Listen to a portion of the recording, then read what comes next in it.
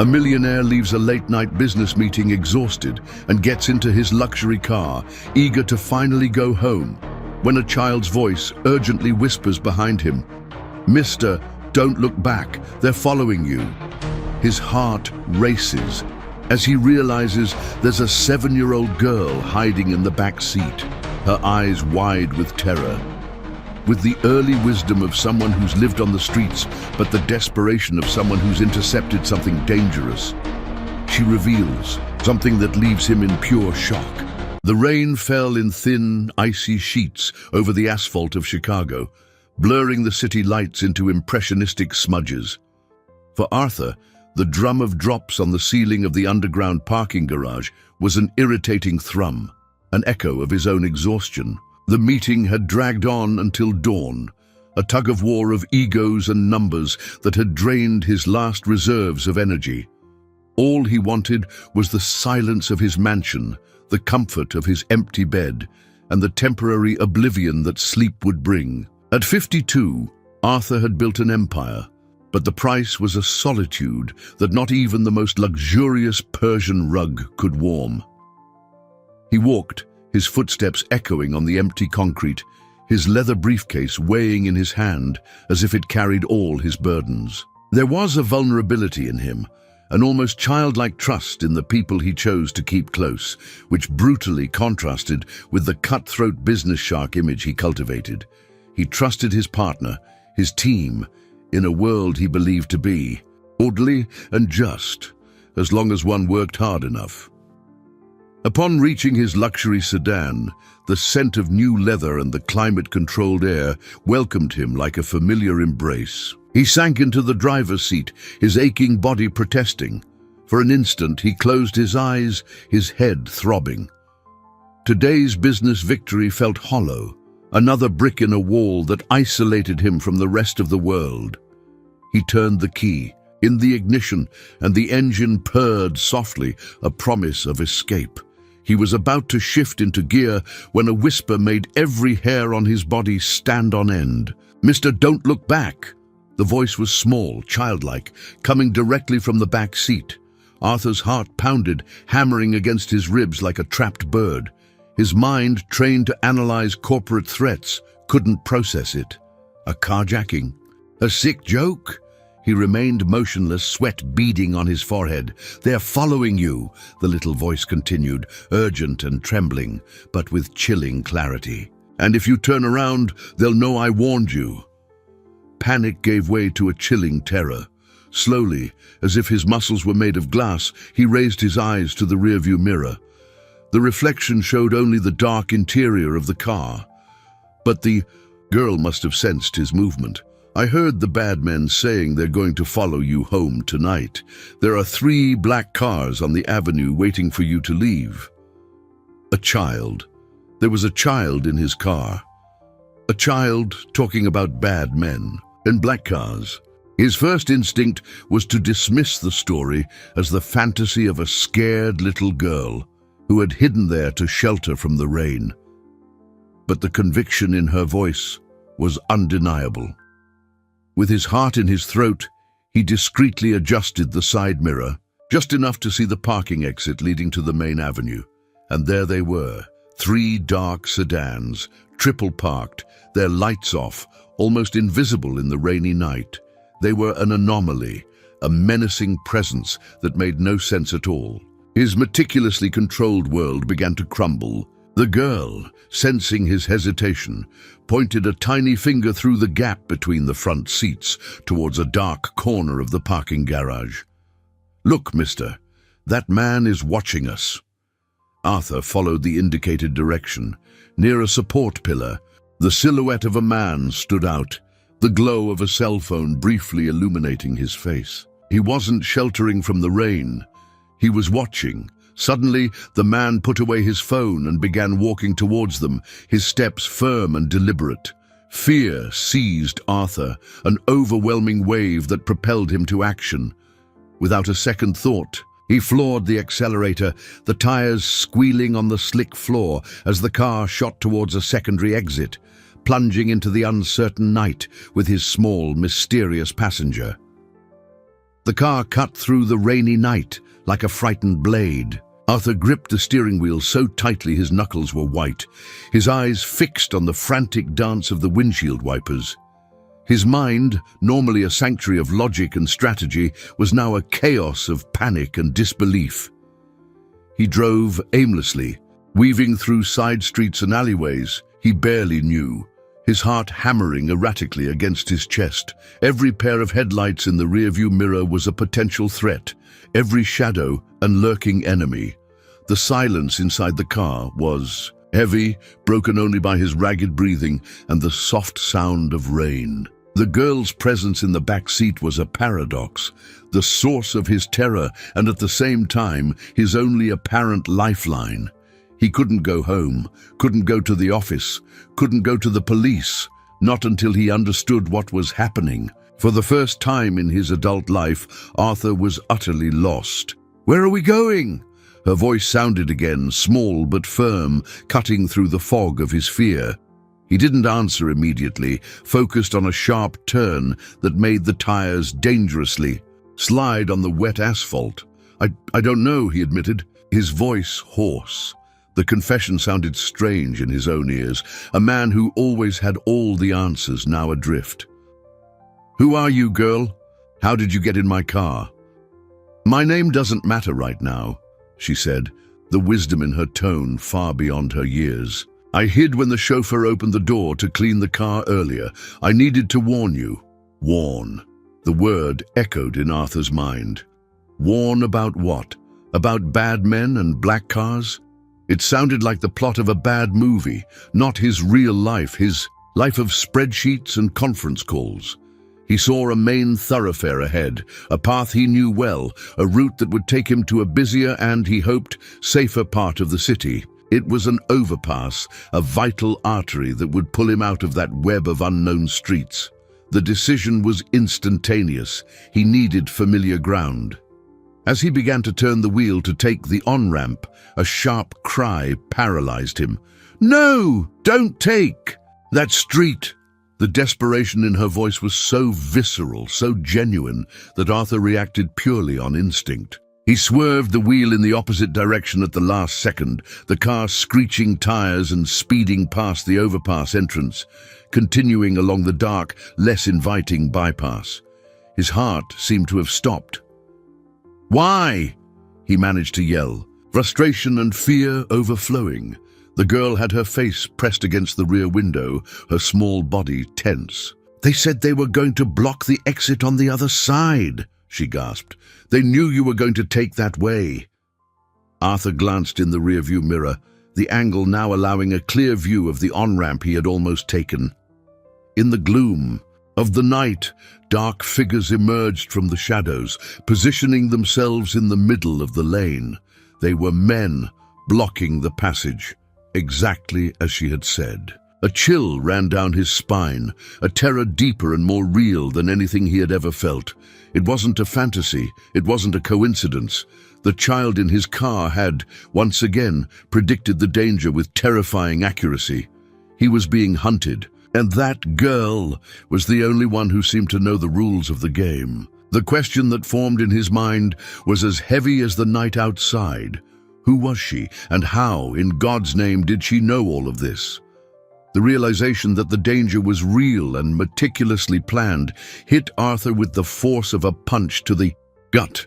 The comfortable warmth of his luxury car now felt like a fragile cage, and the city he called home, a hostile labyrinth. He continued to drive, now following the girl's sparse but precise directions. "Turn here, mister!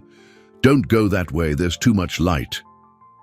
She seemed to know the city from an angle he had never imagined, the angle of shadows, alleys, and escape routes. After what felt like an eternity of tense maneuvers, he found refuge on a quiet, dimly lit residential street, pulling the car under the canopy of a large tree that offered dark cover from the persistent rain.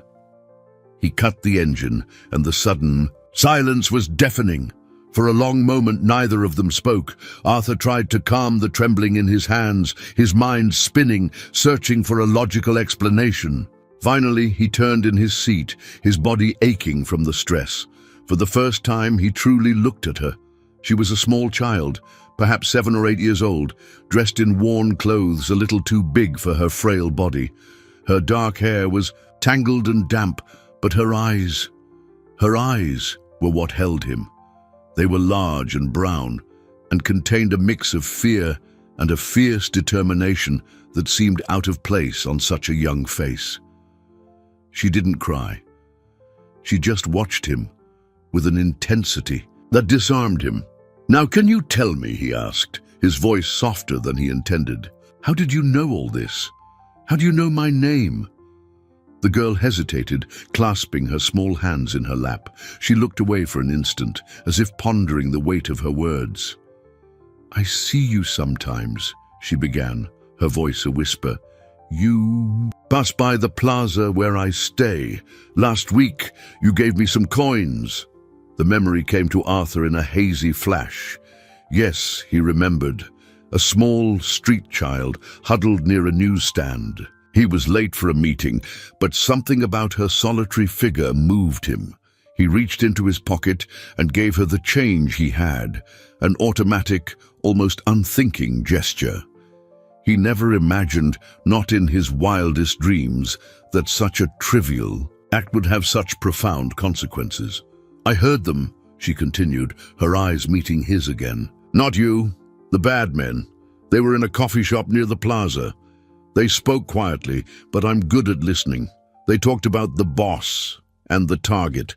They talked about a rich businessman who trusted his partner too much." Arthur's blood ran cold. Partner. The word dropped like a stone into the pit of his stomach. Ricardo. His partner, his friend of over 20 years. The idea was absurd, unthinkable. "They said your name, Arthur," the girl said, and there was a sadness in her voice, as if she understood the pain her words would cause. "They said you were the target, that tonight they were going to follow you and make you disappear." The term made her shiver. "I didn't know what to do. I just thought, if I warned you, maybe you could get away. So when your car stopped in front of your building earlier, I waited and I hid." Arthur remained silent, the world spinning around him.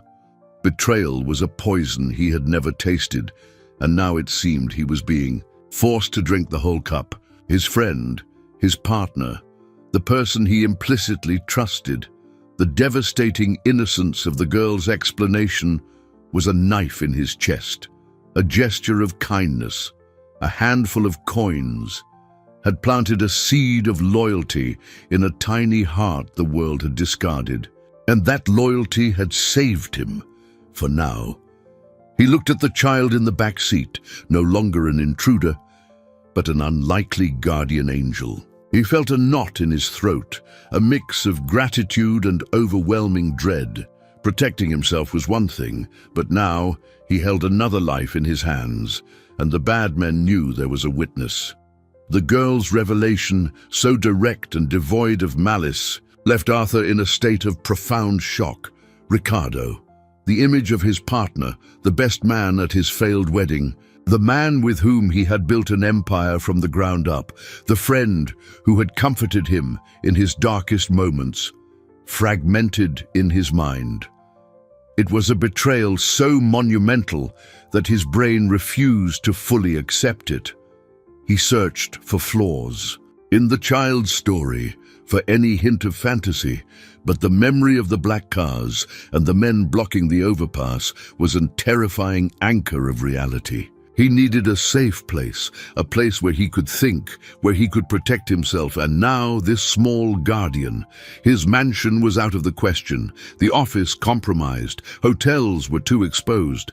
Then a memory surfaced, a small pied-à-terre. He kept downtown, a secret refuge for when he needed to work late without the long commute home. No one, not even Ricardo, knew of its existence. "We need to get out of here," he said, his voice regaining some of its usual authority. "I know, a place. It's safe." He started the car again, driving with double caution, checking his rearview mirrors every few seconds. The girl, who he now knew was named Lena, having heard her whisper to herself, remained silent in the back seat, a small but immensely significant presence. Upon reaching the old but well-maintained building, Arthur led her inside, his heart still pounding. The apartment was impersonal and functional, furnished with the essentials, but that night, it felt like the safest sanctuary in the world.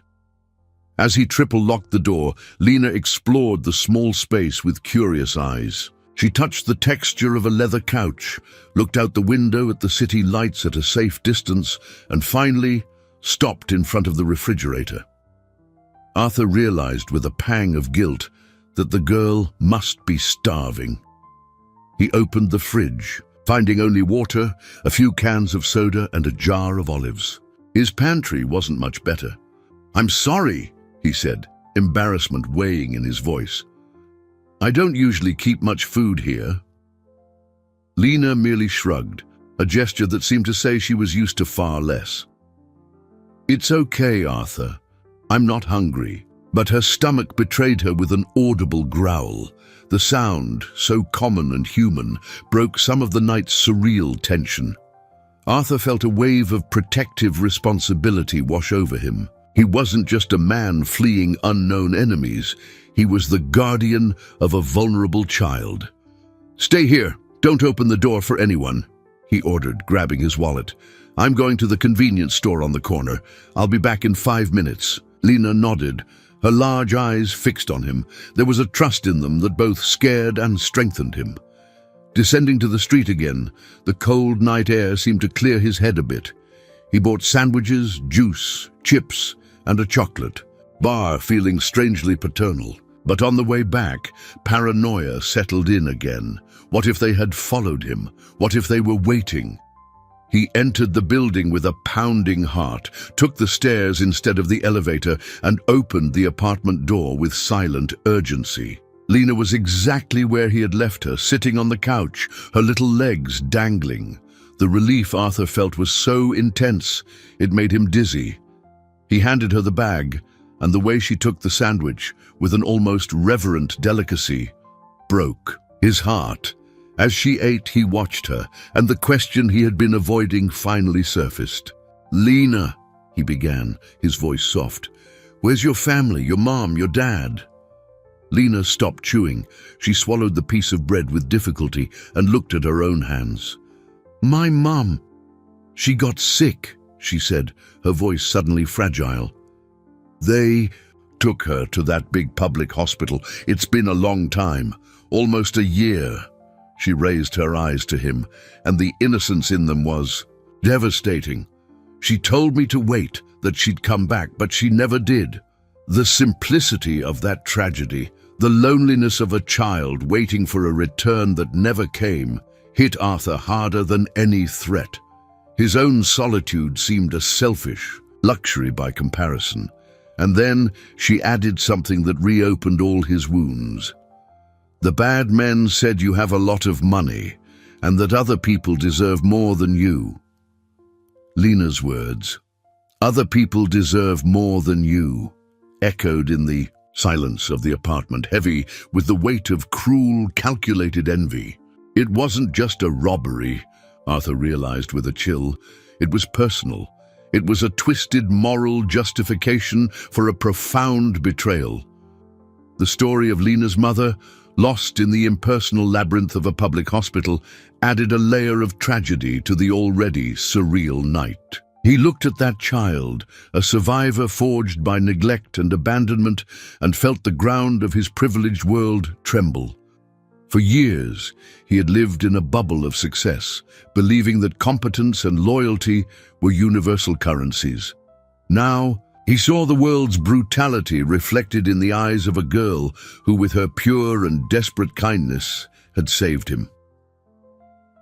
The first week in that apartment unfolded in a haze of fear and adaptation. Arthur, the man whose day was governed by an electronic calendar and efficient assistants, now measured time by the sunrise and sunset seen from the window.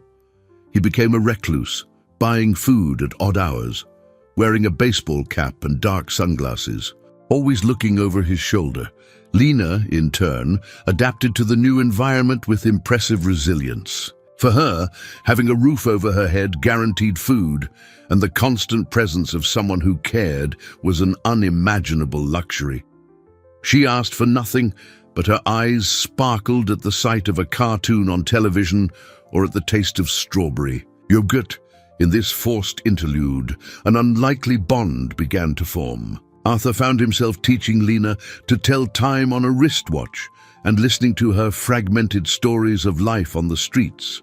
Stories of fleeting friendships, small acts of kindness from strangers, and the constant fear of the night. He discovered in her a sharp intelligence and a survival instinct that humbled him. In return, Lena seemed to find in Arthur a figure of stability and security she had never known. She stopped calling him Mr. and began to use his name Arthur with a familiarity that warmed his heart. However, the sense of security was a fragile illusion. Arthur knew he couldn't hide forever. He needed to act. His business mind, so long focused on profits and expansion, now turned to a strategy of survival. The first and most logical option was the police. Despite what Lena had heard about his partner, he still believed in the integrity of institutions. He needed professional help to unravel this conspiracy. With extreme caution, he used a burner phone he bought with cash to research the nearest financial crimes division. He didn't want to go to just any precinct. He needed specialists. After much deliberation, he decided it was time to take the first step to regain control of his life. He left Lena with strict instructions not to go out and not to answer the door to anyone, promising to return as quickly as possible. Upon arriving at the precinct, an imposing building of concrete and glass, Arthur felt a glimmer of hope. He asked to speak with the detective in charge. After a long wait on an uncomfortable bench, he was led to a spacious room. Behind a solid mahogany desk, a middle-aged man with a polished smile and a firm handshake introduced himself as Detective Marias. Arthur began to tell his story, omitting Lena's existence to protect her. He spoke of the cars, the pursuit, his suspicions of a possible corporate conspiracy. The detective listened attentively, taking notes and nodding in understanding. "That's a very serious accusation, Mr. Viana," he said at the end, "especially against a man with the reputation of Ricardo Antunes." Arthur felt a chill. "You know, him?" Detective Moraes smiled, a smile that didn't reach his eyes. "Ricardo, of course. We're old friends. We play golf together on Saturdays. An exemplary family man, a brilliant businessman." He leaned forward, his tone now paternalistic and slightly condescending. "Arthur, with all due respect, you've been under a lot of stress lately, haven't you? Big deals, a lot of pressure. Sometimes our minds play tricks on us." He pulled a business card from his drawer. "I know an excellent therapist. Perhaps talking to someone could help clear things up." Arthur froze, the words stuck in his throat. The air in the room seemed to thin. The friendship between the detective and Ricardo wasn't just an obstacle, it was a wall. The conspiracy wasn't just external, it had infiltrated, contaminated the very systems that were supposed to protect him. He took the card with a trembling hand, the paper seeming to burn his skin. He wasn't a victim seeking help. In the eyes of the law, he was already being painted as an unstable man, on the verge of a breakdown. The trap was far more sophisticated than he imagined. Leaving the precinct was like emerging from a dive into icy waters, breath short and mind hazy. Detective Marias's condescending smile was etched in Arthur's memory, overwhelming proof that he was utterly alone. Ricardo's betrayal wasn't just an act of greed. It was a complex web, with threads extending into the city's power structures. The suggestion of therapy, the casual mention of Saturday golf, everything was calculated to disarm him, to plant the seed of doubt about his own sanity. He walked through the streets without truly seeing them, the traffic noise a distant The paranoia, which had once been an uncomfortable suspicion, now became his constant companion, whispering in his ear with every strange face, every car that slowed beside him. He wasn't just being hunted, he was being discredited. Returning to the apartment and seeing Lena's expectant face was a jolt of reality. The pure, simple trust in her eyes was a painful contrast to the duplicity he had just encountered. How could he explain to her that the police, the good guys, were on the side of the bad men? He couldn't. He merely forced a smile and said that things were being resolved. A lie that weighed on his conscience. That small refuge, once a sanctuary, was beginning to feel like a prison. The responsibility for Lena weighed on him in a new and terrifying way. Keeping her there, hidden from the world, wasn't a sustainable solution. She needed a proper environment, other children, and education. Driven by a mix of despair and a growing sense of duty, Arthur spent the next few days researching children's shelters. He used public library computers, paying cash to leave no digital trails. He needed a discreet, safe, and above all, trustworthy place. After an exhaustive search, he found one that seemed promising. Haven House, a small, family-like institution run by a kindly-looking woman, Mrs. Elvira, whose photos on the institution's website conveyed warmth and dedication. It seemed far, enough from Ricardo's circle of influence. The conversation with Lena was one of the hardest of his life. He tried to explain that this was a temporary place, a safe spot where she could stay while he sorted out some adult problems. Her eyes filled with a silent sadness that broke him inside. "Are you going to leave me there? Like my mom?" she asked, her voice a trembling thread. "No, Lena, never," he promised, his heart aching. "I'll visit you. I'll pick you up as soon as all this is over. It's a promise." The visit to the shelter was clandestine. He took her in a ride-share car, paying cash and getting out 2 blocks early so as not to be seen. Mrs. Elvira greeted them with a welcoming smile. But Arthur, now hardened by distrust, analyzed every gesture, every word. Still, the place seemed genuine.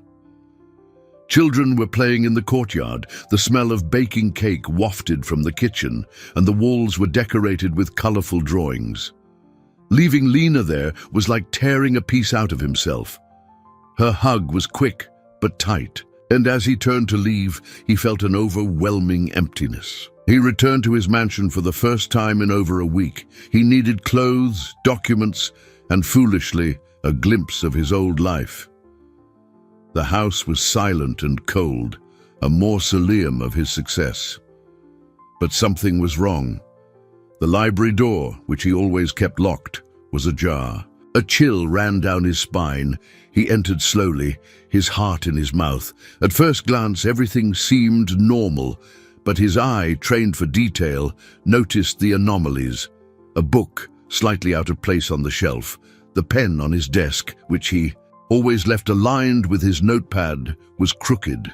His instincts screamed. He began a frantic search, and what he found confirmed his worst fears. Behind a painting, hidden in the wall, a small listening device blinked a tiny red light.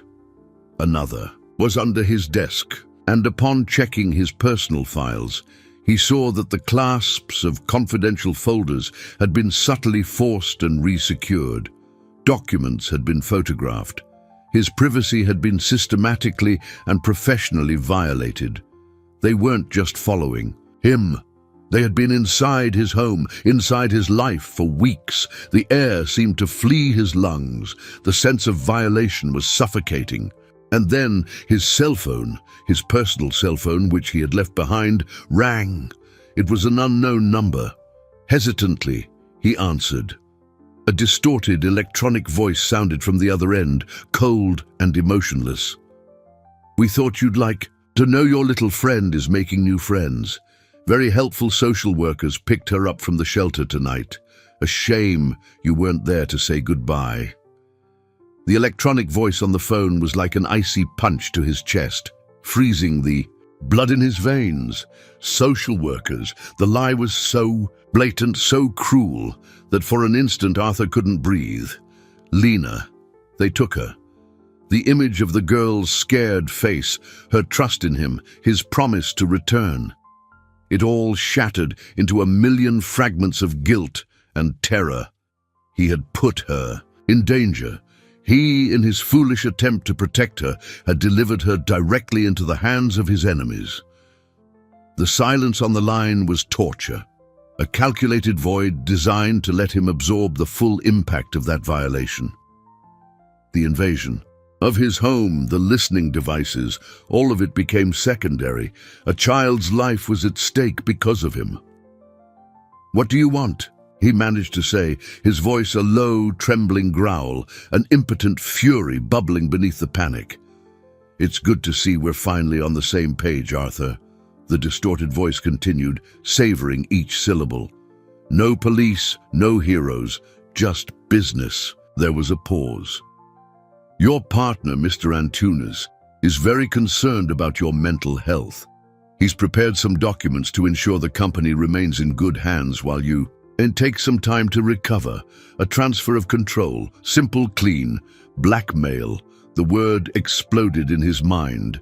They were using Lena, using the bond he had formed with her, as the vilest of weapons. His growing affection for the girl, his kindness, had been twisted into his greatest vulnerability. "The girl is fine," the voice added, as if reading his thoughts. "For now, she'll stay that way as long as you cooperate. A lawyer will contact you tomorrow with the details. Sign the papers, Arthur. It's best for everyone." The call ended. The silence that followed was more terrifying than any threat. Arthur stood in the middle of his invaded library, the cell phone still pressed against his ear, the world collapsing around him. They had anticipated his every move. The visit to the police, which only served to paint him as unstable. The search for a shelter, which led them directly to Lena. They weren't just reacting. They were ahead of him, manipulating him like a pawn on a sick chessboard. The sense of helplessness was overwhelming. He looked around at the symbols of his success, the rare books, the works of art, the expensive furniture, and everything seemed grey and worthless. A cold, lucid rage began to replace the panic, a rage against Ricardo, against the corrupt system that protected him, and most of all against himself.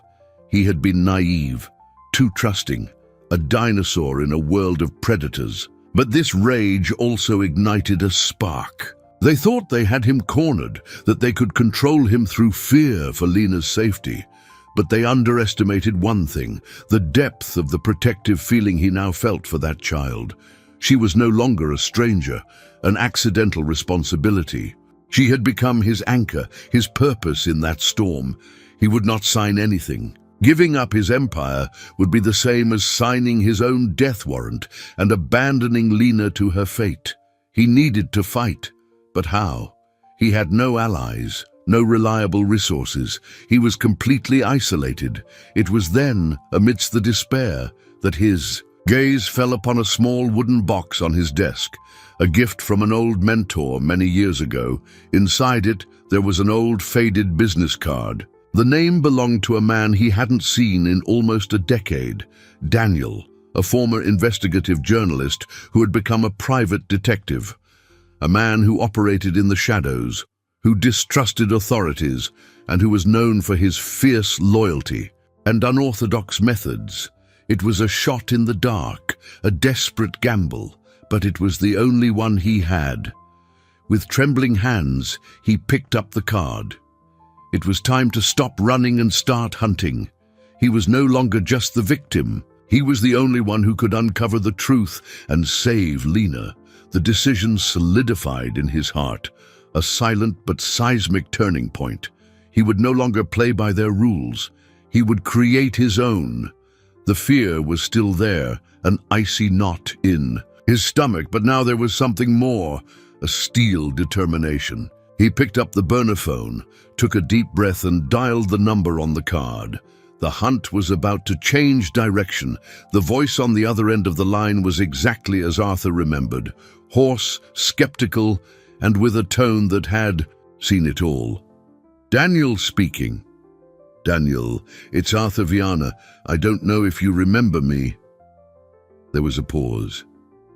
"Viana, the king of the corporate empire. I remember. Thought you only dealt with sharks in suits, not small fry like me." There was a hint of irony in the voice, but no hostility.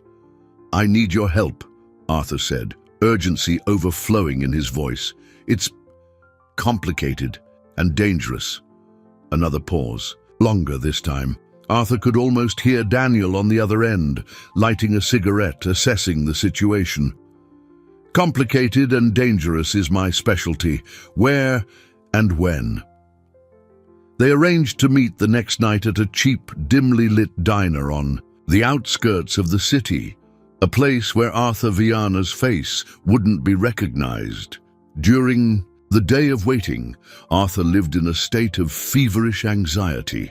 The call from Ricardo's lawyer came as promised, an unctuous voice explaining the necessary procedures for the transition of power, while Arthur recovered from his acute burnout. Arthur listened in silence, passively agreeing, buying time. Every word was a knife in his chest, a reminder that Lena was somewhere, scared and alone, serving as collateral. The meeting with Daniel was a reality check. The former journalist was older, grayer, but his eyes still held the same penetrating intensity. He listened to Arthur's entire story, from the whisper in the car to the blackmail call, without interruption, his face an impenetrable mask. When Arthur finished, the detective took a long drag from his cigarette and slowly exhaled the smoke. "Your partner isn't playing games," Daniel finally said. "This isn't a business bluff. It's a psychological warfare operation. They don't just want your money, they want to destroy you, erase you." "I know," Arthur replied, "but they have. The girl, I can't do anything that puts her in more risk." "You're wrong," Daniel countered, leaning across the table, the intensity in his eyes growing. "That girl's only chance is for you to fight. If you give in, they have no reason to keep her safe. She's a witness, a loose end." Daniel's words were brutal, but true. The foolish hope that cooperation would guarantee Lena's safety crumbled. Despair threatened to engulf Arthur again, but Daniel's steady gaze anchored him. "So what do we do?" Arthur asked, the word "we" sounding strange and comforting. "First, we find out who's on his team. You gave me the detective. That's a start. But an operation like this needs more people. Muscle, surveillance, maybe even someone inside your company. Second, we find the girl. They must be holding her somewhere discreet, but accessible. And third, and most importantly, we turn the tables. They're trying to prove you're crazy. We're going to prove they're criminals." In the days that followed, Arthur plunged into a world he never knew existed. Under Daniel's guidance, he learned to move through the city like a ghost, to use technology to protect himself instead of being monitored, to think like his enemies. Daniel, with his network of contacts in the city's dark corners, began to pull at the threads of the conspiracy. He discovered that the social workers who took Lena were known enforcers, hired by a shell security company that in turn was owned by a cousin of Ricardo's. Each discovery was another layer of betrayal revealing itself. While Daniel investigated the outside, Arthur focused on the inside. He sifted through his memories, re-examining conversations, meetings, emails exchanged with Ricardo over the past months. He began to see a pattern, subtle suggestions from Ricardo for him to take vacations, concerned comments to other board members about Arthur's fatigue, business decisions that, in retrospect, seemed designed to isolate him. The betrayal hadn't started on that rainy night. It had been seeded for months, perhaps years, right under his nose. The pain of this realization was deep, but he channeled it into a cold determination. One day, while sifting through old papers, in his secret office in the pied-à-terre, Arthur found something he had forgotten, a small sketchbook he had bought for Lena during the week they spent together. He flipped through it, his heart aching. Most pages contained childish scribbles, but on the last page there was a drawing that made him stop. It was a crude drawing of a building with a large red antenna on top, and next to it, an ice cream cone with one pink scoop and one brown scoop. It didn't make sense. It just looked like a child's drawing. But then he remembered something Lena said while drawing. That's where the man with the mustache took the other man who didn't want to pay. The ice cream there is good. At the time, he paid no attention. Now, the words echoed in his mind. Man with the mustache. One of the enforcers Daniel identified had a prominent mustache. Could it be a clue? A place where they took people? A building with a red antenna and an ice cream parlor nearby? Hope, fragile and desperate, surged in his chest. Could that child, even in captivity, have found a way to send him a message? Lena's drawing became Arthur's obsession. He photocopied it, enlarged it, and spent hours staring at those childish lines, trying to decipher the enigma. A building with a red antenna and an ice cream parlor. In the vast metropolis of Chicago, there could be hundreds of such places. It felt like searching for a needle in a haystack, but it was the only concrete clue they had about the girl's whereabouts. Daniel, initially skeptical, was convinced by the intensity of Arthur's belief. Lena's intelligence and observational skills had already been proven. It wasn't impossible that she had left a deliberate message using the language she knew, that of drawings. Together, they began a meticulous and exhaustive effort. They cross-referenced city maps with satellite images, looking for buildings that fit the description. The red antenna criterion was the most distinctive. They focused on old radio towers, commercial buildings with painted cell phone antennas, and even old factory smokestacks. For each potential location, Daniel used his contacts to check ownership and recent activity, while Arthur, disguised, conducted a preliminary reconnaissance, looking for the second part of the clue, the ice cream parlor. Days turned into a week, then almost two. Frustration began to set in. They investigated dozens of locations, from abandoned warehouses in the industrial zone to dilapidated apartment buildings downtown. Each false lead was a blow to Arthur's hope, increasing his sense of guilt and urgency. Each night, he lay exhausted, the image of Lena's trusting face haunting his dreams. He clung to the promise he had made her, a silent mantra that kept him from giving up. During this time, Ricardo's pressure increased. The lawyer's calls became more insistent, the veiled tone of threat more explicit. Arthur, time is running. Outpatience has its limits. Arthur continued to stall, using flimsy excuses, knowing that every day gained was one more day to find Lena. The breakthrough came from an unexpected source.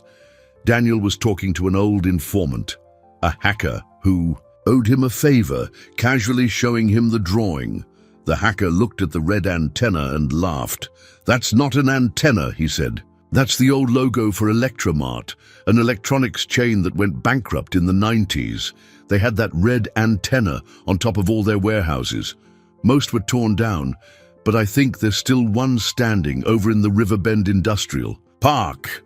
Arthur's heart pounded. Riverbend Industrial Park, a mixed area of old industrial warehouses and new real estate developments.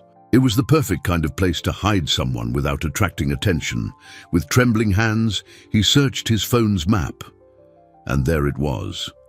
A large old warehouse, listed as property of a shell company linked to Ricardo's cousin.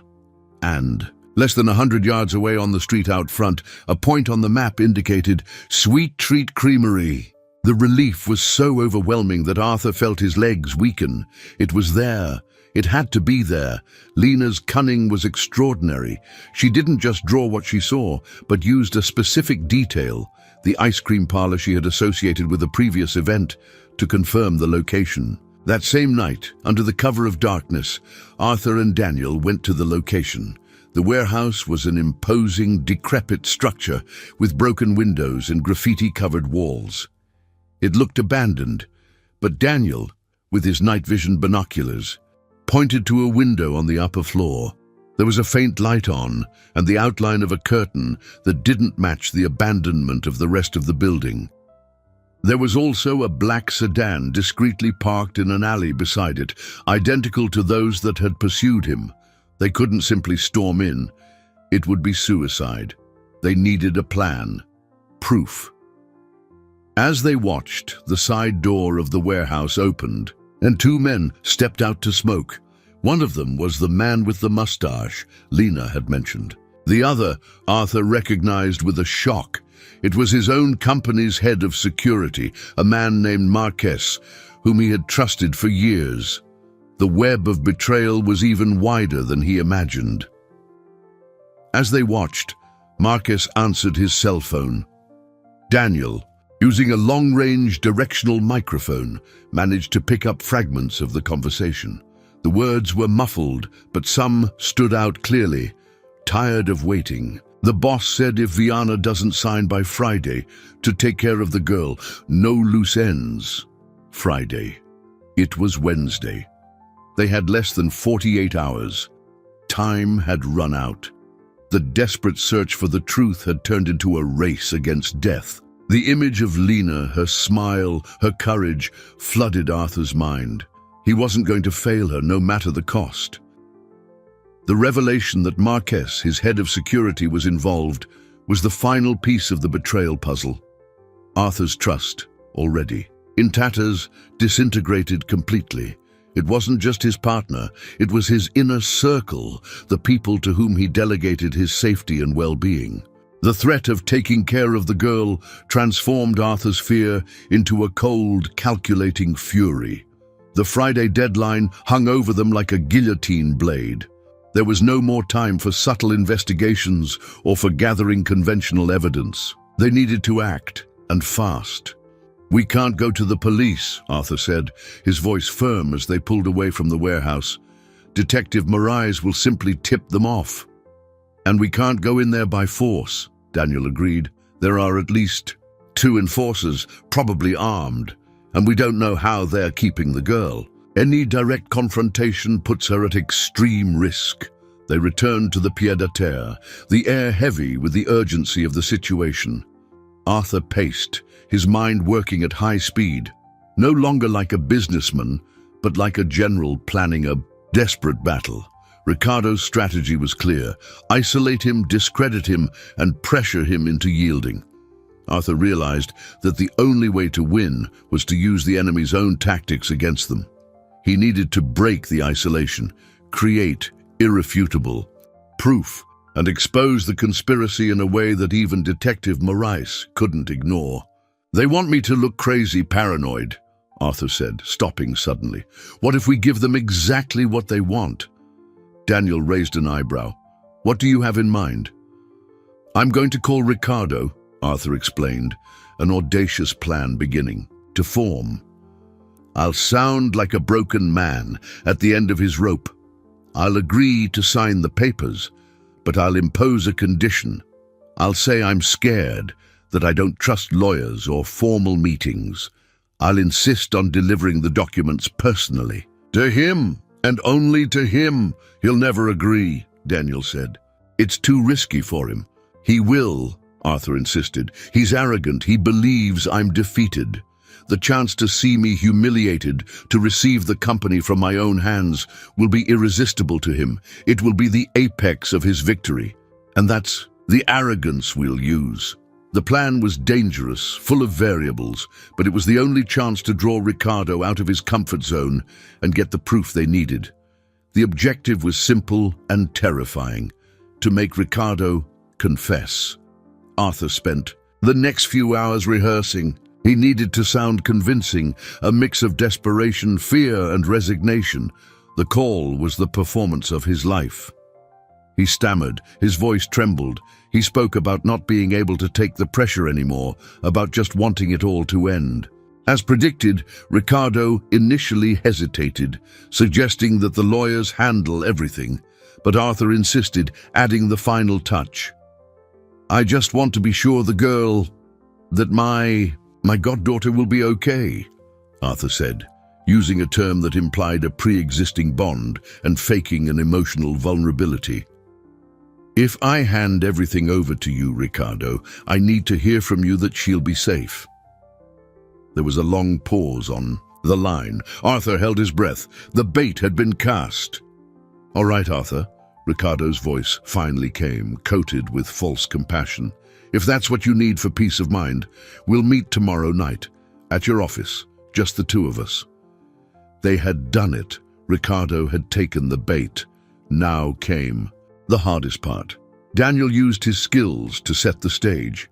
He installed miniature microphones and cameras in Arthur's office at the company, a place Ricardo would consider safe and under his control.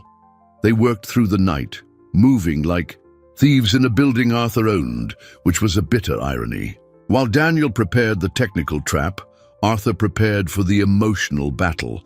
He knew confronting Ricardo face to face would be the hardest thing he had ever done. He would have to look into the eyes of the man who had been his best friend and see a monster. He would have to control his rage, his pain, and guide him towards a confession, all while Lena's fate was at stake. The following night wouldn't just be about saving his company or his reputation. It would be about saving a life and, in the process, confronting the darkest face of human betrayal. He looked at Lena's drawing, now kept in his wallet like a talisman. She had been brave for him. Now it was his turn to be brave for her. The night of the meeting arrived with palpable tension. The air felt electric, charged with the weight of what was to come. Arthur put on one of his expensive suits, but it felt like a costume, armor that couldn't hide his vulnerability. Every minute of waiting was torture.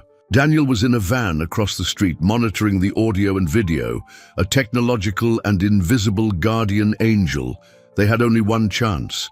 If something went wrong, if Ricardo suspected, the plan would crumble, and the consequences would be unimaginable. When Ricardo arrived, he was the picture of solicitous concern. He placed a hand on Arthur's shoulder, the gesture a desecration of the friendship they once shared. "Arthur, my friend, I'm glad you've made the right decision. It's for your own good." Arthur felt a wave of revulsion, but forced himself to appear fragile and defeated. "I just want this to be over, Ricardo. I can't take it anymore." He led Ricardo into the office, his heart hammering against his ribs. The cameras and microphones were invisible, but to Arthur, they seemed to scream their presence. They sat down, the large mahogany desk between them like an abyss. Ricardo pushed a folder with the documents across the table. "Just sign here. Arthur, and all this ends. You can rest, get treatment. I'll take care of everything." Arthur looked at the papers, the proof of his planned ruin. He picked up the pen, his hand trembling on purpose. "Before I sign," he began, his voice choked. "The girl, Lena. I need to know she's safe. Where is she?" Ricardo sighed, a sound of feigned patience. "She's fine, in a safe place. Once this is sorted out, she'll be transferred to appropriate social services. No one will get hurt." "That's not what your men said," Arthur retorted, introducing the first barb. "They said if I didn't sign by today, they were going to take care of her." Ricardo's smile flickered for a microsecond. "You must have misunderstood. Stress, paranoia, they're complicated things." "There was no misunderstanding, Ricardo," Arthur said, his voice gaining unexpected strength. "I heard the recording. Marquez, my head of security, talking to your enforcers, just as I heard you on the phone with Detective Moraes, planning how to commit me to a psychiatric clinic." Ricardo's face transformed. The mask of concern fell, revealing the coldness of a predator. You've been busy. I had a good teacher, Arthur said, thinking of Lena, one who learned to survive by listening in the shadows. He leaned forward, abandoning the charade. Why, Ricardo, 20 years. We built this together. Wasn't it enough for you? Why destroy everything? Why destroy me? Ricardo laughed, a dry, humorless sound. Enough? You never understood, did you, Arthur? You always had everything, the talent, the charisma, the Midas touch. I was always the second, the partner, the shadow. While you got the applause, I did the dirty work, dealt with the problems, cleaned up your messes. You with your blind trust, your naivete. It was an insult. I deserved this. I deserve more. The confession was more venomous than Arthur had imagined. It was a lifetime of resentment and envy. And the girl? Arthur pressed, his heart aching. What does an innocent child have to do with your inferiority complex? She was an unforeseen complication, Ricardo said with chilling coldness. Your mistake, as always, your stupid charity. But she ended up being useful, a lever to speed things up. He stood up, his patience exhausted. Enough talk. Sign the papers, Arthur, or I make a call and your little street friend disappears forever. And then I'll use these recordings you so stupidly mentioned to prove you're having a complete psychotic breakdown, harassing me and your employees. Either way, I win. Ricardo picked up his cell phone, his thumb hovering over the screen. The threat was real, immediate. Arthur felt panic rise. The plan had worked, the confession was recorded, but Ricardo still held the final card. He still had Lena. Arthur looked at the triumphant face of his former friend and knew he needed more than a confession. He needed a distraction. He needed a miracle. At the moment of greatest tension, when Ricardo's arrogance seemed unshakable, and his thumb threatened to seal Lena's fate, the unthinkable happened.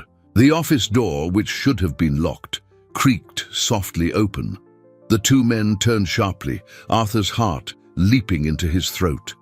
Standing in the doorway, small and frail, yet with eyes gleaming with defiant courage, was Lena.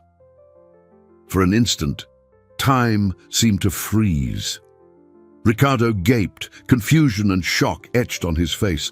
Arthur felt a wave of terror and relief so intense it left him breathless.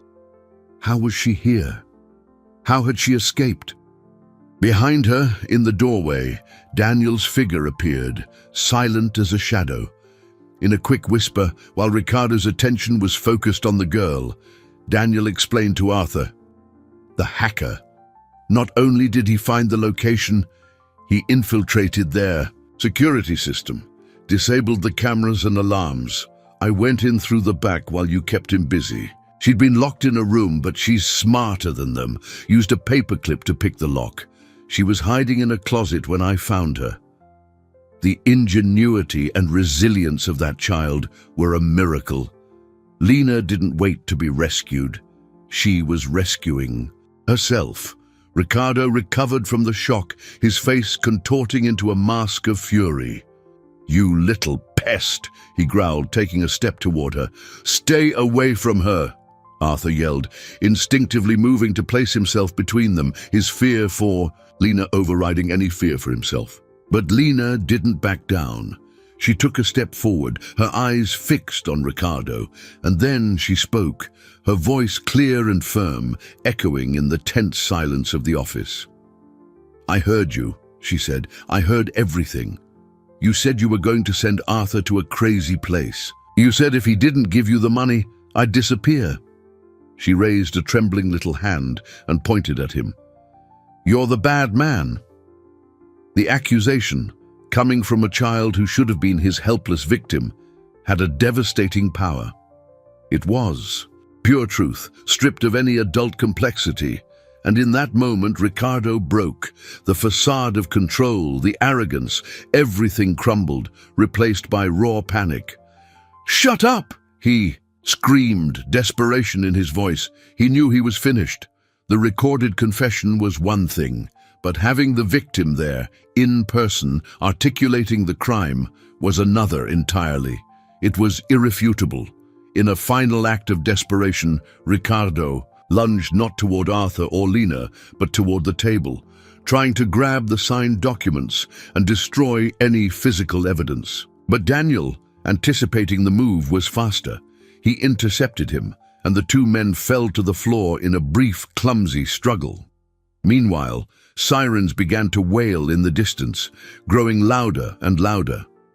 Daniel, before entering the building, had made an anonymous call to Internal Affairs, an internal police oversight body that investigates corrupt officers, reporting an ongoing kidnapping and the complicity of a detective, providing the address and the real-time audio recording as proof. Help was on the way, but not the compromised help of Detective Marias. Arthur rushed to Lena, kneeling and wrapping her in a tight hug. He felt her small, trembling body against his and was overcome by a wave of emotion so strong he could barely breathe. Gratitude, relief, love. She was safe. He had found her, or rather they had found each other. "You were so brave, Lena. So brave," he whispered into her hair, tears finally streaming down his face. "I knew you'd come, Arthur," she whispered. Back, her voice muffled against his shoulder. "I left the clue for you." The sirens were now outside the building. Red and blue lights flashed through the windows, sweeping across the office, where the truth had finally come to light. The nightmare was almost over. Looking at the girl in his arms, Arthur knew that his life, the life he had known, had ended that night. But a new one, richer and more meaningful, was just beginning. Internal Affairs' arrival was swift and efficient. They entered the office with professional precision. The scene they found: Ricardo subdued by Daniel, Arthur protecting Lena, and the audio and video recordings as silent witnesses, leaving no room for doubt. Ricardo and Marquez, who had been found at the warehouse, were arrested on the spot.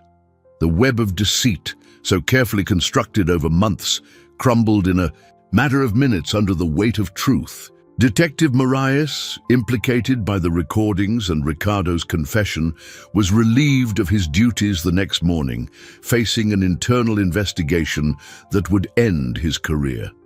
Justice, which had seemed so distant and unreachable, manifested with decisive force. In the days and weeks that followed, Arthur navigated the aftermath of the storm. There were depositions to be given, lawyers to be consulted, and a company to be restructured. But for the first time, he didn't feel overwhelmed. The work which once defined his existence was now just a part of his life, not the whole. His perspective had fundamentally changed. The wealth he had strived so hard to accumulate seemed insignificant compared to the wealth of having Lena safe by his side. The bond between them, forged in fear and adversity, flourished in an environment of peace and security. Arthur immediately began the legal proceedings to become Lena's guardian, a process that, given the extraordinary circumstances, was expedited by the authorities. While the bureaucracy ran its course, he dedicated himself to a much more important mission: finding Lena's mother. With Daniel's resources and his own, Arthur launched an intensive search through the public healthcare system. The task was arduous, a dive into tangled records and the impersonal bureaucracy that had swallowed Lena's mother. Finally, after weeks of frustrating searches, they found her. Maria, Lena's mother, was admitted to a long-term rehabilitation facility in a neighboring city. She hadn't abandoned them. After a severe health crisis, she had suffered a collapse that left her unable to communicate or remember her own identity for many months. She was recovering slowly, but the path was still long. The reunion between mother and daughter was a moment of bittersweet, overwhelming beauty. Lena, who had lived almost a year believing herself orphaned and abandoned, could finally hug her mother. And Maria, seeing her daughter safe and well cared for, found new strength to fight for her recovery. Arthur, observing the scene from afar, felt a profound peace. He wasn't there to replace Lena's mother, but to support them, to ensure they had everything they needed to heal and rebuild their lives together. He arranged Maria's transfer to the best private facility in the city, ensuring she received the cutting-edge treatment she needed. He bought a comfortable apartment near the facility, a home for Maria and Lena, a place where they could start anew, free from fear and uncertainty. He didn't do it out of charity, but out of love. Lena and Maria had become his family. Daniel, the skeptical detective who operated in the shadows, also found a kind of redemption. Arthur's case reminded him why he had become a journalist years ago, to fight for the defenseless, to expose corruption. He refused an exorbitant payment from Arthur, accepting only his costs and a modest fee. Seeing the look on Ricardo's face when the police came in was payment enough, he said with a rare smile. The unlikely friendship between the mogul and the detective became a bond of mutual respect and gratitude. Arthur, the man who trusted blindly, learned his lesson the hard way. But he didn't become a cynic. Instead, he learned to differentiate naive trust from earned faith. He trusted Daniel, Maria, and above all, Lena. He sold his cold and impersonal mansion and moved to a smaller, cozier home, closer to Maria and Lena's apartment. His business empire continued to prosper, but now, under a new philosophy, one that valued people over profits. He became an active philanthropist, establishing a foundation to help street-involved children and families broken by the system. The pain and betrayal he suffered were transformed into a greater purpose. The darkness that almost consumed him gave way to a light he now shared with the world. 5 weeks had passed since that rainy night that turned Arthur's world upside down. Autumn gave way to a timid spring, and the city trees began to bud with new leaves, as if nature itself reflected the fresh start in their lives. Arthur drove his car, the same luxury sedan that had been the stage for so much terror. But the atmosphere inside it couldn't have been more different. The silence was no longer tense, but comfortable, filled by the soft melody of a children's song playing on the radio, and the sound of Lena's laughter in the passenger seat beside him, now properly seated in a booster seat. They were on their way to the facility to visit Maria, a daily routine that had become the highlight of their days. Maria's recovery was remarkable. With appropriate treatment and the motivation of having her daughter back, she progressed each day, her memory and strength gradually returning. The doctors were optimistic that, in a few months, she could be discharged. As he drove, Arthur passed the same overpass exit where, weeks before, he had swerved at the last second, saving their lives. He looked at the spot, now just a mundane stretch of asphalt under the afternoon sun, and a shiver ran down his spine, not of fear, but of profound gratitude. That night hadn't been the end of his life, but the beginning of his true existence. He who prided himself on his control had learned that true strength doesn't lie in controlling everything around you, but in surrendering to the bonds of trust and love. "What are you thinking about, Arthur?" Lena asked, her sharp perception. And as always, he smiled, looking at her in the rearview mirror. "I was thinking how brave you are. You saved my life, you know." Lena shrugged, a gesture that still held a remnant of her old life on the streets, but her eyes sparkled with pride. "You gave me coins when I was hungry, and you bought me a sandwich. You take care of the people who take care of you." The simplicity of that philosophy hit him hard. It was the most valuable lesson he had learned in his entire life, taught by a 7-year-old girl. True wealth wasn't in his bank statements or the value of his stocks, but in those small acts of human connection. It was in the warmth of Lena's hand in his, in Maria's progress, in Daniel's loyal friendship. It was in building a family not by blood, but by choice and extraordinary circumstances. Upon arriving at the facility, they found Maria waiting for them in the garden, her face illuminated by a genuine smile. Lena ran into her arms, and Arthur watched the two, feeling a contentment no corporate merger had ever given him. He was no longer just Arthur Viana, the millionaire. He was Arthur, the guardian, the friend, the protector, a man who found his soul by almost losing everything. Later, as the sun set, painting the sky with hues of orange and pink, the three sat on a bench in the garden.